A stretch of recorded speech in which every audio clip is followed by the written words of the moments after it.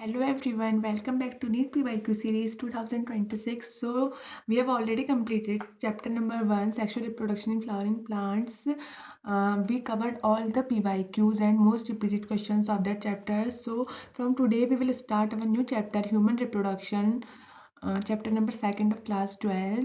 So let's start. So the first question is, which of the following depicts the correct pathway of transport of sperms? 2016 second NEET में आ चुका है। बोल रहा है कि जो करेक्ट पाथवे क्या है ट्रांसपोर्ट ऑफ स्पर्म्स का। अगेन सेम क्वेश्चन है। तो हम लोग देख सकते हैं हम कहाँ जाते हैं। सबसे पहले सेमनीफेरस ट्यूब्यूल्स, तो यहाँ पे ऑप्शन है नहीं, तो रेटेड टेस्टिस से स्टार्ट है बच्चों। तो रेटेड टेस्टिस देख सकते हो आप, 3 ऑप्शन में है, तो बी वाला तो एलिमिनेट हो गया। रेटेड टेस्टिस के बाद कहाँ जाएगा बच्चों हमारा, इफ्रेंट डक्टिल्स में। तो इफ्रेंट डक्टिल्स में ऑप्शन नंबर सी हमारा करेक्ट ऑप्शन है। Okay, so next question is, the shared terminal duct of the reproductive and urinary system in the human male is, बोल रहा है जो शेयर टर्मिनल डक्ट हो रहा है reproductive and urinary system in human male, वो क्या है। देखो आप 2015 और 2014 दोनों में आ चुका है। तो ऑप्शन है urethra, ureter, vas deferens and Vasa efferentia. तो हम लोगों को पता है कि जो यूरेथ्रा होता है वो क्या होता है, यूरिनरी डक्ट का मतलब वो यूरिनरी डक्ट है जो कहाँ से ओरिजिनेट होता है, neck of urinary bladder, and open कहाँ पे होता है, exterior at the tip of penis in males. तो ये कॉमन पाथवे किस चीज़ के लिए, यूरिन एंड सीमेन के लिए है। तो यूरेथ्रा हमारा करेक्ट ऑप्शन हो जाएगा, ऑप्शन नंबर ए हमारा आंसर हो जाएगा। अगला क्वेश्चन है बच्चों, सर्टोली सेल्स अकर इन 2010 प्री और 1991 में आ चुका है। सर्टोली सेल्स किस में अकर होते हैं बोल रहा है। तो हम लोगों को पता है सर्टोली सेल्स सेमनीफेरस ट्यूब्यूल्स में अकर होता है, प्रोवाइड करते हैं nutrition to germ cells. Okay, next question is, vasa efferentia lead from 2010 pre में आ चुका है। बोला वाशा एफ्रेंशिया किससे लीड होता है। तो हम लोगों को पता है कि जो सेमनीफेरस जो ट्रांसपोर्ट ऑफ स्पर्म्स होता है उसमें कहाँ से, सेमनीफेरस ट्यूब्यूल से रेटेड टेस्टिस से वासा एफ्रेंशिया से एप्रीडाइमस, एप्रीडाइमस से वास डिफरेंस। तो कहाँ से कहाँ जा रहा है वासा एफ्रेंशिया, कहाँ से जा रहा है बच्चों, अभी हम लोगों ने देखा कहाँ जा रहा है, रेटेड टेस्टिस से वास डिफरेंस पे। ठीक है, तो अगला क्वेश्चन बोल रहा है, select the correct set of names for the parts A B C D. 2009 में क्वेश्चन आ चुका है। ए बी सी डी का जो करेक्ट मतलब हमें यहाँ पे देखो टेबल दे रखा है, बोल रहे इसमें जो करेक्ट सीक्वेंस है ए बी सी डी, अभी जो हमने देखा डायग्राम, इसमें क्या करेक्ट लेबलिंग के हिसाब से ए बी सी डी का करेक्ट क्या है। तो हम लोग देख रहे हैं यहाँ पे इसमें करेक्ट आंसर क्या है बच्चों, ऑप्शन नंबर सी।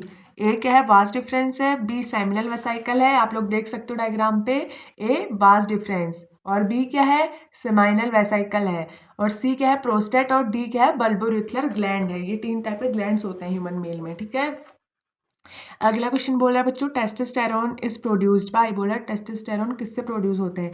तो ऑप्शन है Sertoli cells, Leydig cells, oxyntic cells, pituitary cells. 1993 में क्वेश्चन आ चुका है। तो हम लोगों को पता है टेस्टोस्टेरोन किससे प्रोड्यूस होता है, लेडिक सेल्स से। तो ऑप्शन नंबर बी हमारा करेक्ट है। लेडिक सेल्स कहाँ प्रेजेंट होता है, इंटरट्यूबुलर स्पेस ऑफ टेस्टिस में। This cells produce a group of male hormones called androgens, mainly testosterone. Okay, so next question is, male hormone is produce in the testis by cells of, बोले जो male hormone होता है वो produce होता है testis में, कौन सी sales के थ्रू।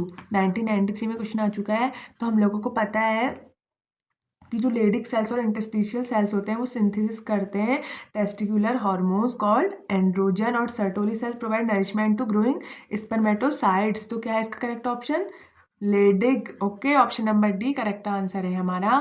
तो अगला टॉपिक है बच्चों फीमेल रिप्रोडक्टिव सिस्टम, जिसका फर्स्ट क्वेश्चन है, arrange the following parts in human mammary gland transversing the root of milk ejection. 2024 रीनीट में आ चुका है।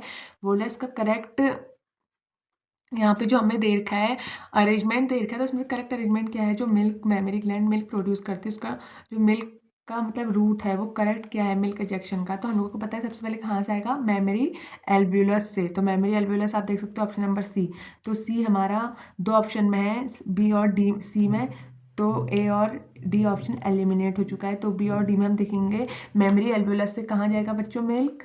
उसके बाद है ऑप्शन नंबर मेमरी एल्वुलस से मेमरी ट्यूब्यूल पे। तो सी के बाद क्या है, ई। तो हम देख सकते हैं कि दोनों में सी ई है। अगला है मेमरी एल्वुलस से मेमरी ट्यूब्यूल, देन कहाँ जाएगा, मेमरी डक्ट पे। तो मेमरी डक्ट कहाँ है, इसमें बी ऑप्शन इलेक्टिवरस डक्ट, तो बी वाला भी एलिमिनेट हो गया। तो करेक्ट ऑप्शन हो जाएगा आंसर सी हो जाएगा। ओके, अगला क्वेश्चन है match list 1 with list 2 relating to human female external जेनिटालिया।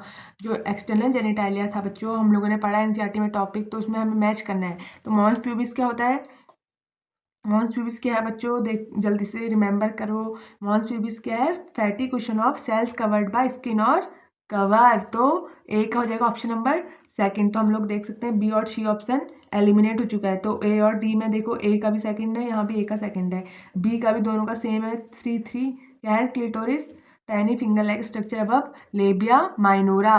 तो अगला क्वेश्चन देखो, अगला ऑप्शन देखो, सी में क्या है? फोर्थ और फर्स्ट। तो हाइमन क्या होता है बच्चों? हाइमन है a thin membrane covering the vaginal opening. तो कहाँ पे है थिन मेम्ब्रेन कवर? तो सी का फोर्थ किस में है बच्चों? ए में। तो option number A is correct answer.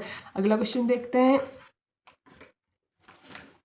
बोल रहा है ये स्टेटमेंट बेस्ड क्वेश्चन है बच्चों। Given below are two statements 2024 में ये क्वेश्चन आ चुका है। स्टेटमेंट नंबर 1 है द प्रेजेंस और absence of hymen is not a reliable indicator of virginity. Correct option है। ये सेम एनसीईआरटी की लाइन है बच्चों। स्टेटमेंट है जो स्टेटमेंट बेस्ड क्वेश्चन होता है, इसलिए एनसीईआरटी पढ़ना बहुत इंपॉर्टेंट है, क्योंकि जो स्टेटमेंट बेस्ड क्वेश्चन है वो डायरेक्ट आते हैं। बोला presence of absence of hymen is not a reliable indicator of virginity. Yes it is correct, ये सही बात है। और स्टेटमेंट सेकंड बोल रहा है the hymen is torn during the first coitus only. तो ये भी रॉन्ग है। जो टॉर्न ऑफ हाइमन होता है, हम लोगों ने इसका रीजन पढ़ा है कि जो ओपनिंग ऑफ वेजाना होती है often covered by a membrane called hymen. The hymen is often torn during the first coitus, however it also can be broken by a sudden fall or joint insertion of a vaginal tampon, active participation in some sports like horse riding, cycling, etc. तो क्या होता है जब presence और absence of hymen is not a reliable indicator of virginity और sexual experience. तो option number A क्या हो जाएगा? करेक्ट हो जाएगा। Statement 1 is true but statement second is false. Okay, तो another question is which of the following is not a component of fallopian tube. बोला इसमें से कौन सा ऐसा पार्ट है जो फैलोपियन ट्यूब का कंपोनेंट नहीं है। 2024 नीट में आ चुका है, आप देख सकते हो। Infundibulum ampulla, uterine fundus, isthmus. तो हम लोगों को पता है कि जो इन्फेंडिबुलम एम्प्यूला इस्थमस है वो फैलोपियन ट्यूब के पार्ट्स हैं। तो यूटेराइन फंडस क्या है? फैलोपियन ट्यूब का पार्ट नहीं है। तो ऑप्शन नंबर सी हमारा आंसर हो जाएगा। यूटेरन फंडस क्या पार्ट ऑफ यूटेरस है। Infundibulum ampulla isthmus are part of fallopian tube. Okay, तो आज के क्वेश्चन हम यहीं पे एंड करते हैं। मिलते हैं कल नए क्वेश्चन के साथ। Bye bye.